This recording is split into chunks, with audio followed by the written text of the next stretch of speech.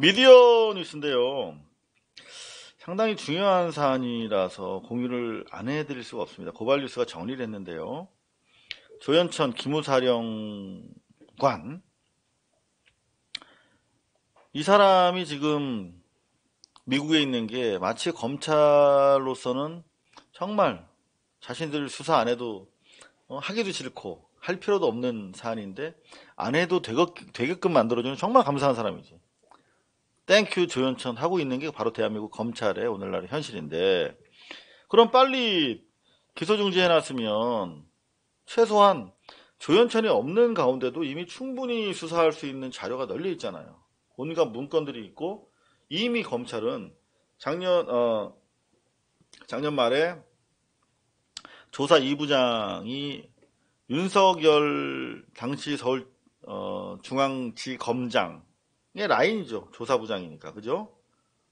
근데 이 사람 통해서 이미 계엄 문건 작성과 관련된 군 관계자들 다 조사했단 말이야. 다 왔어, 다. 이미 국회가 요구하기 전부터 자체적으로 청와대 보고용으로 만들었다는 거를. 그 문건 작성에 관여한 최소한 3명으로부터 제보를 받았다는 거예요. 군인권센터 측은. 그 사람들이 검찰에서 증언한 내용, 진술한 내용을 밖에 나와서 허위로 얘기할 이유가 전혀 없죠. 이 사람들한테 불이익이 있는데. 그리고 나아가서 당시 NSC에 있었던 사람들 다 있잖아요. 고스란히. 그렇죠? 황교안까지. 당시 책임자, NSC 책임자, 김관진도 있고. 그럼 다 있어. 조현천 빼고. 그거 수사할 수 있는 거예요. 마치 조국 수사를 이렇게 방대하게 하는데 최성해라고 하는 고졸 출신의 가짜 박사 총장, 그 사람은 왜 조사 안 하는 거야, 근데? 최성해. 여하튼 최성해가 도망갔다고 조국 수사를 안 하겠다고 버티는 거랑 똑같은 거지. 그럴 리가 없잖아요, 검찰이. 그런 상황이라 이 말이에요. 그런데 어제 MBC 스트레이트에서 취재를 해보니까 미국에 있는 조현천 가족들에게 연락도 안 했다는 거죠. 나머지 정범들 빨리 처벌해야 되는데. 그래서 봤어. 그랬더니 2년 전에 미국으로 유학을 핑계로 해서 조현천이 가 있는데 작년 7월부터는 아예 종적을 감췄어. 그래서 MBC 탐사기획 스트레이트가 미국에 갔어. 그랬더니 고향이 경북 예천인데 일단 경북 예천에 남아있는 가족과 미국 현지 가족들 다 만나봤더니 수사기관에서 연락받은 사람이 없더래요. 아마 조국 전 장관 가족, 일가 친척, 주변 사람들 중에서 수사기관에 연락을 받거나 조사받지 않은 사람이 한 사람도 없을걸요? 근데 여기는 거꾸로 조현천의 경북 예천 미국 현지 가족들 지인들 중에서 수사기관에 연락받은 사람이 하나도 없대. 그러니까 우리가 검찰 개혁을 얘기하고 해체적 수준의 재구성을 얘기하는 거 아닙니까? 둘째 형이 조씨겠죠. 둘째 형이 목사인데 한국 수사기관에서 연락받은 사실 없다며 나아가서 귀국을 설득해달라 그런 부탁을 받은 적도 없다고 그랬대요. 둘째 형은 실제로 조 사령관이 미국에 도착하자마자 만났던 가족이래요. 당연하죠. 61살 먹은 조현천이, 요 사람이 조사 당시 서울지검 조사부장 윤석열의 키즈라고 보면 되죠. 작년에 수사 결과 발표하면서 제대로 안 했다는 거지. 지금 여기 보면 기사에 보면, 그러면 61살 먹은 조현천이 미국에 득식을 한데 자기 형제들이 가서 도움을 안 받고 어떻게 지금까지 살고 있겠어요. 그죠? 취재진은 손쉽게 이 형을 접촉할 수 있었는데 검찰은 전화 한 통화 걸지 않았다. 주진우는 조현천이 구남매인데 둘째 형이 목사로 시카고에 있고 첫째 형과 막내도 시카고에 있대. 다 시카고에 있네. 오바마의 고향 시카고. 여자 형제 4명도 미국에 있대. 이게 말이 됩니까? 자, 김의성 배우, 조현천 전 사령관이 지금 61살인데 상식적으로 가족이나 친한 지인의 도움을 받지 않고 있다는 게 납득이 안 간다. 전화도 안 하고 있다는 것이 말이 되는가? 말 안 되죠. 미국 생활해봤으면 알잖아요. 여권 무효화와 인터폴 수배 역시 실효성에 의문이 제기됐다. 여권 무효화했지만 이미 미국에 들어간 사람한테는 필요 없죠. 안 나올 건데. 그럼 인터폴 수배 역시 실효성 있나? 봤더니 미국 측으로부터 거절당했대. 인터폴 헌장에 따르면 정치, 군사, 종교, 인종적 성격을 띈 사건, 그리고 인권 침해와 관련된 사건에 대해서는 인터폴은 관여하지 않는다는 거죠. 인터폴이 아주 강력한 형사범이라든가 뭐 횡령 등의 명확한 경제사범 등에 대해서는 관여를 적극적으로 하는 것 같아요. 근데 이런 정치적 사안이거나 인권적 사안, 인권 침해 이런 데에 대해서는 잘 응하지 않는다는 거죠. 미국이랑 사법 공조가 아주 이렇게 튼튼한데도. 자, 이런 사이에 군인연금 450만 원을 받고 있다는 거야. 그러면은 군인연금이 가서도 안 되겠지만 만약에 지금 미국으로 가고 있다면 미국 은행 자료만 봐도 금방 추적이 가능할 텐데 이거 안 하고 있네. 연금액의 절반만 지급하도록 군인연금법 시행령을 개정했다는 거 아니야. 국방부가 비난이 거세지니까. 그런데 발효는 됐는데 국방부는 경찰로부터 수배자 명단을 통보받지 못했대. 수배자 명단을 통보를 안 해줘서 국방부가 아직까지 지급하고 있대요. 이런 일이 있나. 자, 정말 이 검경 얼마나 엉터리 수사가 진행되고 있는지, 이후에 범죄 혐의자 검거에 대해서 의지가 없는 걸 보면 엉터리 수사였다는 걸 알 수가 있겠죠. 정말 심각한. 이거는 통진당 같은 경우는 아무런 무력적 근거가 없는 집단이잖아요. 정치 집단이잖아요. 근데 북한에 대해서 통일과 평화의 대상이라고 하는 입장에서 현 정권을 강하게 비판했다는 이유로 국회의원 5명과 정당이 해산됐어요.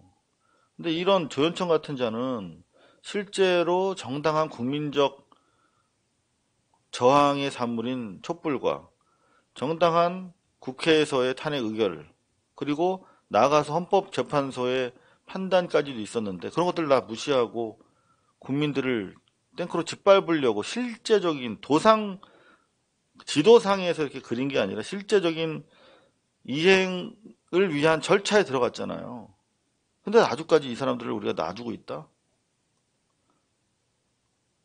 이거는 아니죠. 가장 강도 높게 처벌해야 될, 그렇지 않고서 어떻게 민주공화국이 유지가 되겠습니까? 초반에 윤지호 씨와 관련해서 많은 분들이 물어보셨어요. 윤지호 씨는 간단하게 말씀드리면, 보이시는지 모르겠습니다만, 저희 고발뉴스에서는 여태까지 이 더 컨텐츠라고 하는 기획사 사장에 대해서만 포인트가 맞춰져 있었잖아요. 근데 이것도 중요하지만 동시에 이 유장호라고 하는 다른 그 기획사에서 나간 사람, 이 사람이 적대적 관계였는데 적대적 관계에 있던 또 다른 이미숙 씨나 송선미 씨가 있었기 때문에 이런 분들과 종합적 관계를 따져봐야 된다. 왜? 청와대에서 민정팀이 아멘 감찰팀이라고 하는 청와대와 국정원이 초반부터 놔두세요. 신PD. 청와대 국정원이 처음부터 개입을 했기 때문에 이런 이미숙, 송선미, 유장호 씨 등이 청와대 국정원과 관련된 인사들과 계속 있다는 제보가 있어서 제가 보도를 계속 해왔거든요. 근데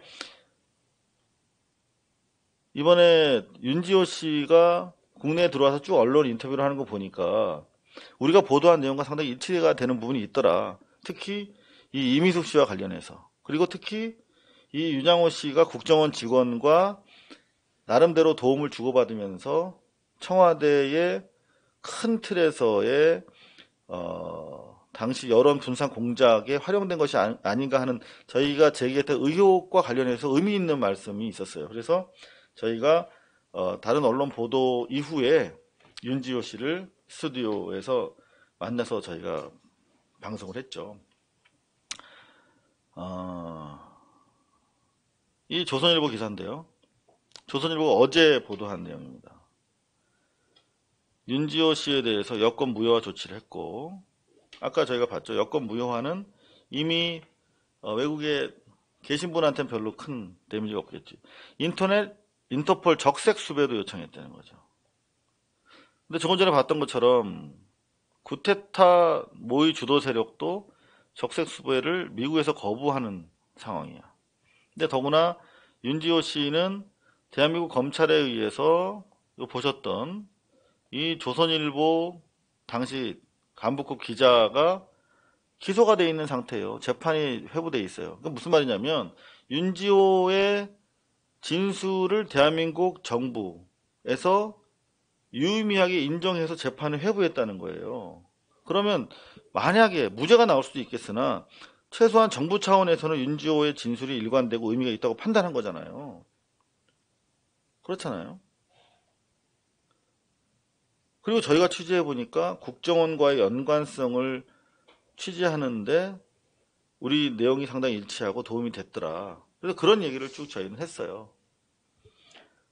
윤지호 씨에 대해서 조선일보 불편했겠죠. 그리고 제보자가 신이 아닌 이상 그분이 모든 인간관계가 완벽하리라고 생각은 안 해요. 제가 25년 동안 많은 제보자들을 만나면서 항상 제 취재원은 제보자였으니까요. 근데 성격적으로 윤지호 씨도 자살을 시도할 만큼 경찰 수사 이후에 심신이 망가졌던 사람이고, 그래서 일반인에 비해서 약간 정신적으로 예민하기도 하고, 그래서 제가 각별하게 조심합니다. 그런데 지금 보면 김수민 작가라고 하는 분으로부터 명예훼손 모욕이 걸려 있어요. 그러니까 여러분들이 분리해서 보셔야 됩니다. 그러니까 윤지호라고 하는 사람이 유의미하게 인정돼서 증언으로 채택됐던 공익적인 제보 내용이 있어요. 이것과 별건으로 윤지호라고 하는 개인이 김수민이라고 하는 개인과 명예훼손 모욕에 불협화음이 있을 수 있어요. 이 부분에 대해서는 별건으로 풀어내면 됩니다. 그런데 이제 박훈 변호사라고 하는 분이, 이분이 이게 다 이런 진술과 증언을 다 이분은 부정하시는 셈이 되는 거죠. 박훈 변호사께서는 다 돈 벌려고 사기치려고 그랬던 거다라고 고발을 한 거예요. 대한민국에서 누구나 고발할 수 있어요. 누구나 고소할 수 있습니다. 그 자체가 혐의가 되고 조사를 받으면 되는데, 지금 상황은 어마어마하게 크게, 마치 우리가 과거의 조국 검찰 기레기 사태에서 봤듯이 이렇게 몰아가면 이 사람이 되게 큰 이제 범죄인이 돼 보이는 거죠. 실제로 기부금품을 모집했다라고 하는데 저희가 보니까 대단히 위해심을 갖고 있더라고. 위해를 당할 거라고. 좀 과도한 거 아닌가? 그런 생각을 할 수도 있었겠지만 실제 그렇게 피해를 당했고 정신적으로 약한 상태였기 때문에 항상 경호원을 대동을 하고 다니셨어요. 근데 그런 가운데 저희 방송 중에 이제 경호 비용이 많이 들어간다 그런 얘기가 나오고, 그러면 이제 우리가 좀 보탬이 되면 어떻겠느냐고 하는 그런 댓글도 올라오시고 해서 이제 저희로서는 즉흥적으로 이제 계좌를 공개해 드렸었는데, 이제 그게 지금 문제가 일부 혐의 중에 돼 있어요. 윤지호 씨가 사기 행각을 벌이는데 고발 뉴스가 이상호가 공모한 거 아니냐, 이런 저로서는 상당히 받아들이기 어려운 내용입니다만 그것 때문에 경찰 조사 열심히 불려가서 조사도 받았고요. 저로서는 충분히 해명을 했다고 생각합니다만 일단 경찰에서는 윤지호 씨에 대해서 아무래도 윤지호 씨가 과거 경찰 수사가 미진했고 반인권적인 가혹행위가 있었다라고 하는 취지의 고발을 많이 했고 그것 때문에 올 초에 대통령께서 권력기관이 거듭나는 계기가 돼야 된다라고 야단도 맞았잖아요. 대통령으로부터. 아마 그래서 좀 더 과도하게 수사를 몰아가는 것이 아닌가 그런 지적도 있는 것 같습니다. 저희 고발 뉴스는 있는 그대로 여러분들한테 계속 밝혀드릴 것이고요. 그럼에도 불구하고 윤지호 씨가 의미 있게 진술한 부분에 대해서는 계속 취재를 해서 여러분들의 알 권리만 바라보고 갈 수 있도록 하겠습니다. 혹시라도 오해가 있으셨던 분들은 오해 풀으셨으면 좋겠고요. 그럼에도 불구하고 고발 뉴스가 사기적 집단이다 라고 생각하는 분들은 앞으로 지난 시기 저희 고발 뉴스가 걸어온 길에 대해서 이렇게 해왔으니까 이렇게 봐주십시오 라고 말씀드리기보다는 앞으로 저희 고발 뉴스가 가는 길을 지켜봐 주시면 좋겠다. 그런 말씀을 드리고 싶습니다. 고발뉴스는 여러분의 자발적 후원에 힘입어 운영되는 대한매체입니다. 자본과 외압에 흔들리지 않는 언론으로 키워주십시오. 후원 신청은 지금 고발뉴스닷컴에서 접수 중입니다. 여러분의 많은 참여를 부탁드립니다. 감사합니다.